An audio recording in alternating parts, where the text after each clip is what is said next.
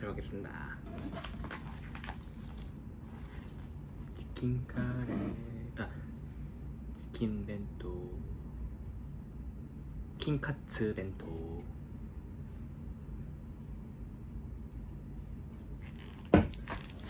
소랴.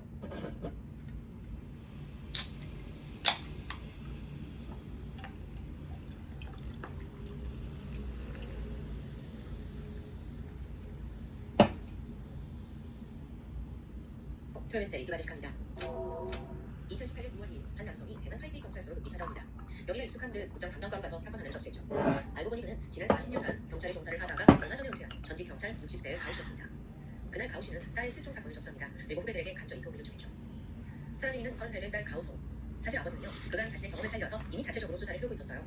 딸의 행적을 시간에 따라 추적했고 용의자까지 어느 정도 파악한 거고요.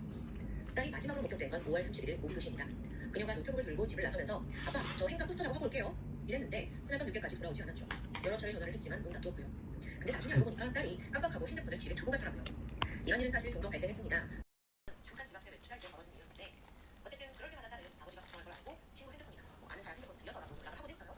근데 이렇게 하루 종일 연락이 안 된 적은 전혀 없었죠. 아버지 가오 씨는 친구들한테 다 연락 돌리고 또 애가 자주 가는 도서관, 미술관, 카페까지 갔지만 여전히 행방이 묘연합니다. シーバスリーガル水村ってどこから来たんだろう。スコットランドで生まれて日本の水ならだるで熟成、2つの心のブレンドが繊細な味わいを作るんだね。ハートを注ごう。シーバスリーガル。 그렇게 동네를 샅샅이 뒤지고 난 후에 집에 와서야 문득 딸이 두고 간 저 핸드폰에 눈이 갔습니다. 혹시 여기에 무슨 단서가 있지 않을까 싶었던 거예요. 그래서 딸의 메시지, SNS를 확인하게 되는데 바로 여기서 수상한 점을 발견했죠. 며칠 전인 5월 26일부터 딸이 페이스북을 통해 한 남성과 꾸준히 연락을 주고받고 있더라고요. 그의 정체는 35살의 첸도치입니다. 이 사람이 좀 특이한 이력을 가지고 있어요. 타이베이의 한 공원에서 대형 오두막을 짓고는 원주민 체험과 양궁을 가르치고 있었죠. 나름대로는 선생님인 거예요. 딸은 실종된 2007년 28일 그에 대해서 양궁을 배웠습니다. 그러다가 메시지를 보니까 첸도첸이 원주민 행사 포스터를 제작해달라고 부탁을 한 거예요. 그래서 두 사람이 이 일을 의논하기 위해 실종 당일에 30일 약속을 잡았던 거고요. 딸이 실종되고 하루 뒤인 6월 1일 날 아버지가 그 오두막이 있는 공원으로 직접 찾아가 첸도첸을 만납니다. 내 딸과 어제 만났죠? 이렇게 물었는데 정작 그는 네? 가우 무슨 뻔뻔하게 묻는 거예요. 어라 요놈 봐라. 그래서 가우 씨가 딸 페이스북을 준 거 여기 바로 내 교환을 묻잖냐? 이니까 그제서야 아 이 사람이요? 기억이 났대요. 근데 자기는 그냥 몇 번 인상을 한 게 바라면서 좀 의심스러우면 자기가 사는 오두막을 살펴보라고 물려면 찾아왔었죠. 그런데 순간 아버지의 눈에 익숙한 물건이 들어왔습니다. 바로 딸의 노트북. 실종 당일 가지고 나간 물건이 여기 있다는 건 딸의 마지막 행적이 바로 이곳이라는 걸 듣죠. 왜 내 딸 노트북이 여기 있냐 추궁했어요. 그러자 천모체는 아 어제 그녀가 잠깐 흘린 기억이 난다 하면서 또 말을 바꾸는 거예요. 그리고 이어 아주 묘한 이야기를 건넸죠. 아 여기 오긴 했었는데요. 그 레인보우들 걔네들 알았어요. 저도 원주민 출신이라 잘 아는데 네 나치주의자거든요. 진짜 위험해요. 야생 캠프를 미끼로 어린애들 유인해가지고 막 밤에 집단 성교한다는 거라 그래요. 듣는 순간 섬뜩한 제보였습니다. 천모첸이 말한 레인보우가 뭐냐면 대만의 원주민 단체. 여기서 여러분 아마 들으시면서 아니 대만에도 원주민이 있나 싶으실 거예요. 저도 이번 사건을 통해 처음 알았는데요. 과거 중국에서 한족이 대거 이곳으로 이주해오기 전에는 원래 대만 땅에 다른 민족들이 살고 있었습니다. 그들은 문화적 언어적으로 남태평양의 폴리네시안 마오리족과 뿌리가 같은 사람들이죠. 그러니까 쉽게 말해서 디즈니 만화 모아나에 나오는 그런 족들이요. 어쨌든 이런 상상하기도 싫은 끔찍한 제보를 들은 아버지가 당장 딸을 구하기 위해서 그 레인보우들이 모여 살고 있는 곳을 향합니다. 만나서 한 명 한 명 우리 딸이냐 행적을 물었지만 어쩐 일인지 별다른 정보를 얻지 못해요. 그래서 처음에는 이것들이 지금 딸을 숨겨놓고 거짓말을 하고 있다라고 생각을 했어요. 아니 근데 점점 대화를 나눌수록 뭔가 이상합니다. 앞서 들었던 나치 글자, 집단 성교 이런 천곤체의 정보와 달리 이들이 아주 평범하고 순박한 사람들이에요. 나치 말도 안 되는 거. 그제서야 아버지가 내가 속은 건가? 생각해보니까 천곤체이 아버지의 주의를 돌리기 위해 거짓말 했을 수 있잖아요. 그래서 분노에 찬 가우씨가 주변 인맥을 싹 다 이용해가지고 천곤체가 도대체 어떤 사람인지 그를 파악하기 시작하죠. 천곤체 사실 보안회사에서 영업직으로 일하던 아주 평범한 회사원이었습니다. 그러다 한 3개월 전부터 돌연 대만 사이버퍼족 원주민의 후손이다 라는 타이틀을 가지고 내가 문화를 계승할 거다 양궁을 가르친다 하고 있는 거예요. 자 여기서 등장하는 사이버퍼족이 뭐냐면 대만 원주민 16부족 중 하나입니다. 전체 인구가 10,000명도 되지 않는 소수민족이에요. 잠깐만 더 설명드리면 과거 1930년대에 일본의 식민 통치하에 무장 항쟁 사건이 있었거든요. 그런데 이때 팔을 잘 쏘는 사이버퍼족의 용맹함이 대만 국민들에게 널리 알려지게 되죠. 또 현대에 와서 2011년에 사이버퍼족의 저항을 그린 영화까지 흥행을 했고 그걸로 인해서 대만 사람들 사이에서는 사이버퍼족은 약간 저항의 성지, 전사부족으로 인식이 되고 있습니다. 다시 천문체로 돌아와서 이 사람이 어릴 때부터 활성이 좋았어요. 동시에 사이버퍼족 문화에 매료되었었죠. 근데 그 정도가 좀 심해서 자기한테 사이버퍼족의 피가 흐른다고 생각하기 시작해요. 실제로 그렇지 않은데 그냥 어느 날부터 내가 그들의 후손이다 이러면서 원주민 문화 가르치고 양궁을 전수하기 시작한 거죠. 그 오두막에서요. 나중에 밝혀진 바로는 그 보험회사에서 일했다고 했잖아요. 내 돈벌이가 잘 안 되니까 영화 보고 다 지어낸 거짓말이었어요. 근데 이 천번첸이 여러분 사진을 보시면 알겠지만 좀 펀치한 30대 남성입니다. 그러니까 사람들이 아 이렇게 좀 펀치한 남성이 막 이제 문화 보조 프로젝트를 한다니까 영광한 거예요. 그의 수업을 막 일부러 찾아듣기도 하고요. 그리고 그런 사람들 중 한 명이 가우씨의 딸 가우성입니다. 생각한 아버지는 이거 가짜 평판이네. 결국 받아들이지 않았어요. 그리고 무엇보다 딸과의 연관성을 찾아내야 딸 찾을 수 있는 겁니다. 그렇게 가우씨가 직접 작은 동굴라도 수집하려고 오두막 주변을 맴돌게 돼요. 그러다 오두막 방향을 비추는 CCTV를 발견합니다. 아주 결정적인 단서가 될 수 있겠죠. 그런데 문제가 있습니다. 저 CCTV를 보려면 일반인은 불가능해요. 경찰이어야만 가능한 거죠. 그래서 다음 날인 6월 2일 딸이 밝자마자 경찰에 가서 실종 신고를 접수한 거고요. 전직 경찰 선배님이 요청해 수사는 좀 더 빠르게 진행되었습니다. 머지않아 CCTV 결과가 나오는데 네 맞아요. 딸이 이곳에 있는 게 정확합니다. 6월 1일 새벽 1시 딸이 오두막을 나오더니 근처 화장실을 이용한 후 다시 그 안으로 들어가는 모습이 떡하니 찍혀있어요. 하지만 오두막을 나오는 곳은 없고요. 뭐 CCTV에 사각지대로 화장한 게 아니라면 아직 그 안에 갇혀있다는 것일까요? 그러고 보니 아버지가 그 오두막 근처를 계속 맴돌았을 때 특별히 수상한 점은 없었습니다. 그나마 보니까 청부채니 대부분 오두막에서 시간을 보냈겠지만 밤에 되면 여자친구를 불러서 전차를 가더라고요. 근데 만약에 그 안에 딸을 납치해두고 있다면 외부인을 뒤졌을 것 같지 않은데 그렇다면 여러분 불길하지만 이미 살인을 저질렀을지도 모릅니다. 여기서 가오씨가 꾀를 내요. 딸과 목소리가 비슷한 둘째 딸한테 청부채한테 가오성 미쳐 전화를 얘기한 거예요. 딸은 여보세요? 선생님 저예요? 딸 목소리처럼 했어요. 근데 청부채니 전혀 당황하잖아요. 야 너 지금 어디냐? 너 부모님 너무 걱정하신다. 빨리 연락드리래요. 그리고 전화를 끊고서는 자기 SNS에다가 실종 소식을 올리고 적극적으로 공격자를 지원합니다. 이런 행동을 보니까 가오성의 실종과 무관한 것 같기도 하고 실종 열흘째가 되는 6월 9일 이때까지도 아버지 담당 경찰 별다른 증거를 찾지 못하고 있었어요. 사실 인정하고 싶진 않지만 이미 골든타임은 지난 후였죠. 생활 반응도 없어서 목숨을 잃은 것으로 판단이 됐습니다. 하지만 아버지는 절대 포기할 수 없죠. 가오는 민간기관에 돈을 내주고 그리고 탐지견을 이용해서 적극적으로 시신수색에 나서게 됩니다. 6월 10일 새벽 2시입니다. 수색대와 탐지견이 이 오두막을 급습합니다. 정말 새벽 황금한 시각에 오두막을 덮친 거와 마찬가지예요. 그런데 이때 천도체의 반응이 어땠냐? 되게 성인 군자처럼 아이고 이 시간에 얼마나 힘드시겠어요. 제가 적극 수사에 협조할게요 하면서 흔쾌히 오두막 문을 열어준 거예요. 그래서 민간 수사관들도 약간 움찔하고 당황하죠. 정말 사건과 관련이 없는 사람처럼 굴었어요. 그리고 한편으로는 자신의 결백감을 좀 과하게 증명하는 듯한 느낌도 받았고요. 그렇게 잠시 후에 탐지견이 안으로 들어갑니다. 이것저것 킁킁킁 냄새를 맡다가 갑자기 한 곳을 향해 맹렬히 짖기 시작해요. 그곳은 바로 구석에 놓여있는 녹색 아이스박스였죠. 즉각 수사관들이 저걸 맞춰서 그 안을 열어보고 확인하려고 했는데 와 이때 청부채니 그 아이스박스를 몸으로 탁 막더니 물러납니다. 아니 저기요 선생님들 영장도 없이 이러시는 건 불법인 거 아시죠? 신고하기 전에 다 나가세요. 네? 여기 제수님 방금까지 적극 수사에 협조하겠다며. 근데 그런 모습이 싹 사라진 거죠. 와. 이 상황을 전해들은 아버지는 그날 밤 담당 경찰을 설득합니다. 분명 저러고 있다. 제발 수사해달라고. 그리고 다음날 형사들을 대동해서 아침 일찍 오두막을 찾아봐요. 너 딱 걸렸다. 문을 딱 열었는데 아이스박스는 이미 사라진 거였죠. 청부채니 뭐라고 하냐면 아 그거요? 새벽에 도둑이 들었나? 없어졌더라고요. 표정 하나 변하지 않고 이렇게 태연히 말하는 거예요. 미쳐버리지. 결국 수사는 또 벽에 가로막히고 말았습니다. 저 인간은 어떻게 자백을 받아낼까요? 고민하던 경찰은 일단 참고인 조사차 유력 용의자인 청부채를 소환을 했고요. 본격적인 침해를 들어갑니다. 사실 경찰은 이미 아주 중요한 증인과 증거를 확보한 상태였어요. 뭐였냐면 알고 보니까 사건 당일인 31일 밤에 그 오두막에 천보채와 딸 가오성은 외에도 2명의 남성이 방문을 했더라고요. 천보채는 초대를 받고 저녁 6시쯤 도착한 사람들이었어요. 이들은 여기서 딸 가오성을 목격했습니다. 다 같이 식사와 술을 즐기면서 대화를 했대요. 특히나 이날 딸이 가오성이 와인과 맥주를 섞어 먹으면서 더 빨리 취하는 듯 했다라고 주문을 했죠. 그렇게 네 사람 술자리가 쭉 이어졌어요. 그러다가 가오성이 먼저 취해서 잠이 들게 돼요. 두 남성은 아이고 이제 가겠다 하고 일어나고요. 모두가 떠납니다. 그러다 새벽 1시 그제서야 잠에서 깬 가오성이 하고 오두막을 나가요. 그리고 화장실 갔다 오는 모습이 아까 CCTV에 찍혔었죠. 근데 문제는 다음부터입니다. 청부채는 어차피 이 오두막에서는 남녀 같이 숙박하는 거 금지됐다. 그래서 나는 가오성은 바로 집에 보냈다라고 주장을 하는데 근데요 이 사람 밤만 되면 여자친구 불러서 잤잖아요. 그러니까 완전 말도 안 되는 소리죠. 근데 청부채는 아랑곳하지 않고 오히려 더 구체적으로 가오성이 공용자전거 타고 집에 가는 거 확실히 봤다라고 주장합니다. 그런데 대만의 공용자전거는 교통카드를 기기에 태그해야 이용이 가능하다고 해요. 근데 가오성은 교통카드를 집에 두고 왔었죠. 뭐 새로운 카드를 사서 할 수도 있지만 그러려면 핸드폰 인증이 필요합니다. 그날 핸드폰도 집에 있었어요. 그러니까 지금 모든 게 앞뒤가 맞지 않아. 경찰도 야 그래? 그럼 그 대여섯 위치 어딘데? 추궁을 하면 그때부터 또 청부채를 잡더라고요. 그러니까 너무 얄팍한 거짓말로 지금 경찰 속이고 있는 거예요. 자기도 그 거짓말에 사용할 때마다 초조한 기색을 숨기지 못하고요. 그러면서 얘가 왜 이렇게 안녕 막 부채질하면서 에어컨 틀어달라고 했대요. 여전히 뻔뻔한 거야. 쉽사리 자백을 받기 어려운 것 같습니다. 뭐 이쯤 되니까 경찰이 이 사람한테 마지막으로 두 가지 선택을 잘하게 돼요. 야 너가 정말 이 사건하고 무관하잖아? 그럼 그냥 지금 집에 가도 돼. 근데 만약 이 거짓말 밝혀지면 너 가중처벌 받게 될 거야. 그게 싫다면 딱 3시간 줄 테니까 너 우리랑 같이 있는 집에 가서 생각 좀 해보고 여유 갖고 네 말로 다시 경찰서 찾아와. 너 자백하면 임마 그냥 죽어. 그 경찰도 강압적으로 도저히 안 되겠다고 생각을 했는지 회유 정책을 쓴 거예요. 집에 가서 네 물건도 좀 정리하고 시간도 줄 테니까 나를 잡아. 고민하는 청부채는 두 번째 옵션을 받아들입니다. 미국 경찰차를 타고 오두막으로 갔어요. 그런데 여기서 이 사람 성격을 정말 잘 보여주는 한심한 캔태가 나옵니다. 다음 술 이모쇼츠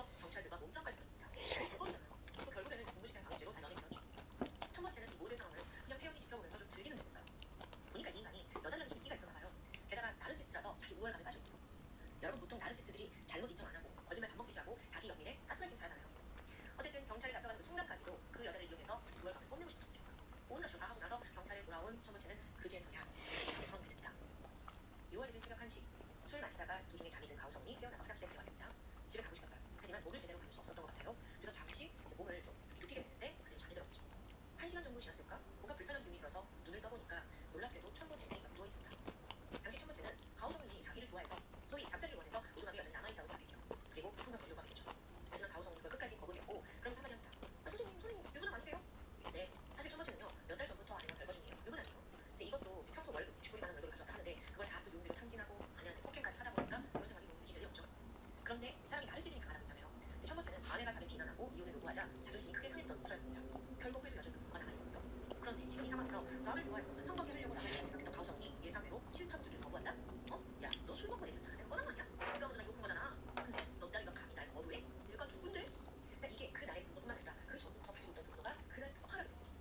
마침 이때 가오성이 일어나서 집을 챙겨요. 집을 가려고. 근데 갑자기 천문체니 목덜미를 거칠게 잡더니 그를 침대에 던져버렸죠. 그리고 등을 밀면서 쓰러졌어요. 등 위에 올라타서 움직이지 못하게 자기 무릎 부분으로 등 어깨를 강하게 누르면서 제압합니다. 그러니까 이 딸이가 하서 나가려고 아버지 쳤지만 천문체는 분노가 강하게 아, 그리고 이성을 일구는 급기야 그녀의 목을 조이기 시작했죠. 그렇게 가오성이 정신을 잃게 되는데 그러자 천문체는 그녀가 죽었다고 발견해요. 이어서 자신의 성적 욕망을 그녀에게 풀게 되죠. 사실 이때 피해자는 미약하지만 숨이 붙어있었어요. 그러니까 이때라도 병원에 옮겼다면 살 수 있었다는 거죠. 근데 결국 그녀는 성폭행을 당하던 중 사망합니다. 일이 이렇게 되니 천문체는 시신을 침대 옆쪽에 있는 아이스박스에 붙여넣고 그냥 잠이 들어요. 바로 다음날 경찰 출신이던 그녀의 아버지 가오씨가 오두막을 찾아와서 딸을 찾았죠. 그때는 어찌저찌 대충 돌려보냈는데 이틀 뒤에는 경찰까지 옵니다. 아이스박스 안에서 시신이 부패하면서 냄새가 스멀스멀 올라오고 있어요. 더 의심받기 전에 신속히 시신을 처리해야 했죠. 그는 방수포와 대량의 비닐봉지 그리고 15cm 정도 되는 칼 3개를 구매합니다. 그리고 밤새 시신을 절단했고 그걸 총 7조각으로 만들어요. 이어 봉지와 가방에 각각 나눠 담았는데 모든 걸 마치고 나서 새벽 5시 구렁이를 챙겨서 CCTV 사각지대를 튼다 오두막을 가져갔습니다. 오토바이를 몰고 간 곳은 20km 정도 떨어진 타이페이시 북쪽 양면산이라는 곳인데 천문체는 이곳에 시신을 유기했다라고 자백합니다. 여기까지 들은 경찰이 바로 양면산으로 달려갔어요. 8시간이나 걸린 수색 끝에 다행히 토막의 모든 부위를 발견할 수 있었죠.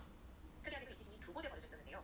한 지점에서 팔과 머리, 몸통이 있었고요. 거기서 또 2km 떨어진 다른 지점에서 다리를 발견합니다.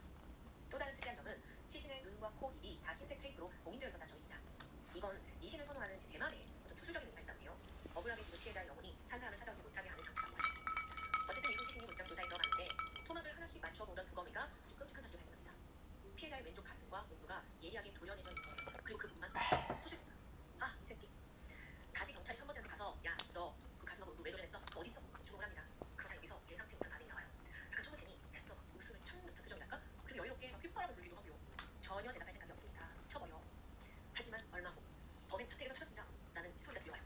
천문체의 집을 수색하던 경찰이 그 집 베란다에서 토막 일부를 발견한 거예요. 화분 아래 놓인 지퍼백이었는데 그 지퍼백에 이제 그 도려내진 부분이 소금과 명반 속에 들어있더라고요. 자, 여기서 명반이라는 건 단백질을 응고시키는 작용을 합니다. 쉽게 말해서 명반과 소금을 시신에 뿌릴 경우 부패가 늦춰지고 건조가 되면서 미라화가 진행되는 거죠. 주로 동물 표본 제작할 때 사용되는 방법이라고 해요. 알고 보니 천문체니 어린 시절부터 동물 해부, 표본 제작에 관심이 있었대요. 혼자 자료도 찾고 직접 제작도 하면서 거의 뭐 전문가급 지식이 있었다고 하죠.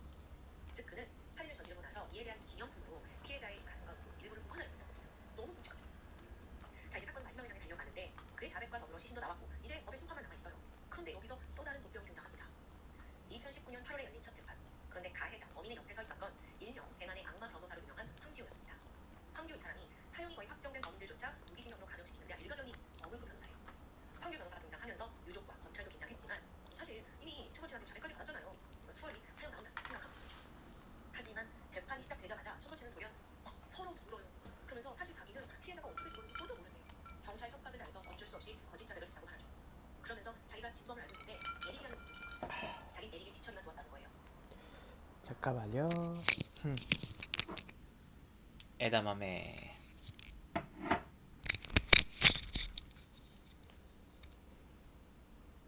빠져나가려고 진짜 별수를 다 쓰는데 이에 대한 근거로 발견 당시 아까 시신이 토막이 두 장소에 있었잖아요. 봐라, 하나는 내가 버리고 하나는 에릭이 버린 거다. 이렇게 주장을 하는 거죠. 이 거짓말 신문이나 검찰이 이를 악물면서 이것들을 하나하나 밝혀내고 자, 먼저 천문체는 첫 자백에서 목졸라 살해했다고 말했어요. 근데 갑자기 재판에서 어떻게 죽을지 모른다 말을 바꿨어요. 근데 구검 결과 그 피해자한테서 설골이 문자되어 있었거든요. 근데 이건 명백히 목이 졸려 죽었다는 의미예요. 그 만약에 에릭인가 뭔가 그 인물이 진범이라면 어떻게 천문체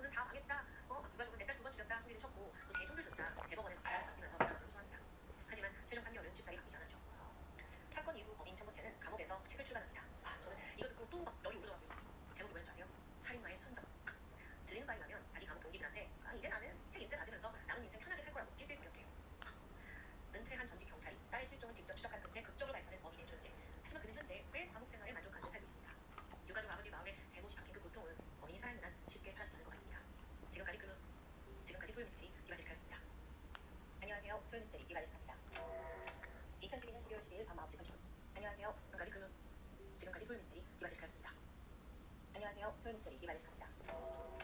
2012년 12월 12일 밤 9시 30분. 대만 북부의 한 도시 지붕에 살고 있는 중년 여성 추임에 있는 갑작스러운 전화 한 통을 받게 됩니다. 아들 천자부로 보였죠. 수학 영어 아들이 침울한 목소리로 말해요. 엄마, 동생이 이틀째 집에 오지 않고 있어요. 잠시 가족 소개를 먼저 하자면 전화를 건 아들은 천자부, 36살로 5남매 중 셋째 아들이었습니다. 이들 가족은 아버지가 돌아가신 후에 맏딸이 어머니와 둘째 남동생 그리고 막내 동생을 데리고 지금이 함께 살고 있었어요. 그리고 셋째 아들 천자부와 넷째 동생 천한팅만이 가족과 떨어져서 지내고 있었죠. 여동생을 데리고 살고 있는 겁니다. 이들이 살고 있는 곳은 신베이시로 지금과는 상당히 거리가 있는데요. 그나저나 이 넷째 여동생 천한팅에게 무슨 일이라도 생긴 걸까요? 우선 천한팅은 셋째 오빠보다 한 살 어린 여동생이었습니다. 어릴 때부터 집에서나 학교에서 소년이었어요. 왜냐면 귀여운 외모에 또 노래와 춤을 좋아해서 어딜 가나 주목받았기 때문입니다. 오죽하면 주변에서 얘는 크면 연예인 시켜야 돼 이런 말을 자주 들었다고 합니다. 그만큼 끼가 많았던 거죠. 그런 천한팅의 삶이 바뀐 건 그녀가 18살이 되는 해였습니다. 당시 남자친구를 사귀고 있었는데 결국 임신을 해버린 거죠. 결국 그녀는 서둘러 혼인신고를 했고 연예인의 꿈으로 접어야 했습니다. 그런데 또 이어진 결혼 생활이 불행의 연속이었어요. 고작 4년 만에 남편이 바람을 피면서 이혼을 하고 말았고요. 싱글맘이 돼서 살던 중 또다시 얼마 후 든든한 아버지마저 세상을 떠나고 맙니다. 워낙 혼자서 남매들과는 좀 남다른 삶을 살아서인지 이후 그녀는 가족들과 서서히 거리를 두며 살게 됩니다. 그 기간이 무려 10년이었어요. 그나마 여기서 셋째 오빠 천자부가 여전히 살뜰하게 여동생을 챙겨줬고 끝내 오빠 집에서 함께 살게 되었죠. 하지만 여전히 여동생은 힘든 시기를 보내고 있었습니다. 급심한 우울증에 또 극단적인 시도까지 있을 정도니까요. 근데 게다가 있대요. 동생이 심각한 뇌손상을 입고 말아요. 그래서 퇴원을 한 후에도 정상적인 생활이 어려웠죠. 동생 천하팅은 점점 더 망가져갔습니다. 당대와 마약이 중독되었고 도저히 일상생활을 할 수 없는 상황이에요. 오빠 천자부도 수입이 넘치 못해서 그녀를 경제적으로 도와주기 어려웠고요.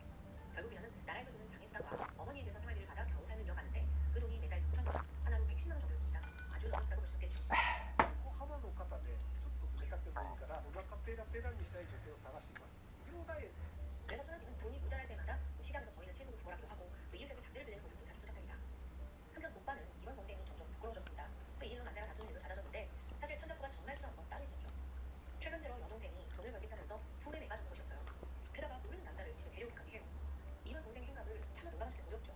그런데 이 상황에서 지금 여동생과 이틀째 연락이 두절된 겁니다. 사실 오빠는 어머니에게 이 소식을 전하면서도 어디 남자들이랑 그러다 늦겠죠 라고 말했을 정도입니다. 하지만 그로부터 몇 5일간 여동생은 계속 반가운 소식이었어요. 어머니는 점점 불안해지기 시작했죠. 이 전에도 딸이 연락 두절된 적은 몇 번 있었지만 대부분 한나이트였거든요. 이쯤 되니 오빠 친자부 역시 뭔가 잘못되었다고 느꼈고 결국 경찰에 동생이 실종 신고를 접수합니다. 당시 형사들은 사건을 접수하긴 했지만 시큰둥하니 마찬가지였어요.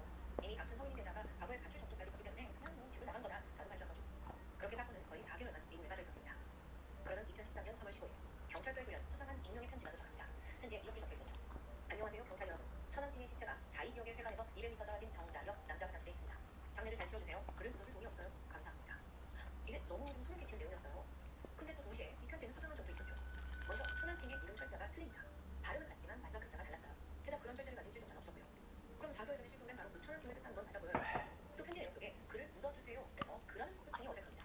중국어에서는 여성을 칭할 때 그녀라고 쓰는 게 아주 기초적인 문법이에요. 근데 왜 그라고 있을까? 게다가요, 이 시신이 있다고 언급한 자이 지역은 천안팅이 살던 집에서 몇 250km나 떨어지는 중원 후시입니다. 수상한 건 계속되었죠. 봉투에 있는 발신인 주소를 확인했지만 그곳은 실제로 없는 주소였고요. 이쯤 되니 경찰 또한 편지 진위 여부를 의심할 수밖에 없죠. 하지만 혹여 사실이라면요? 이들은 일단 자이 지부대에 상황을 전달했어요. 그리고 3월 15일 내용을 팩스로 받은 자이 경찰 소속 형사 4명이 편지에서 말하는 남자 화장실에 도착합니다.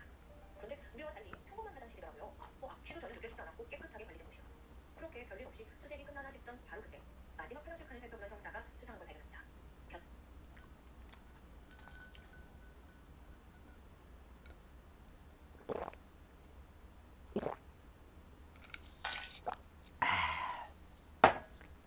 고치소사마데 잘 먹었습니다. 바이바이.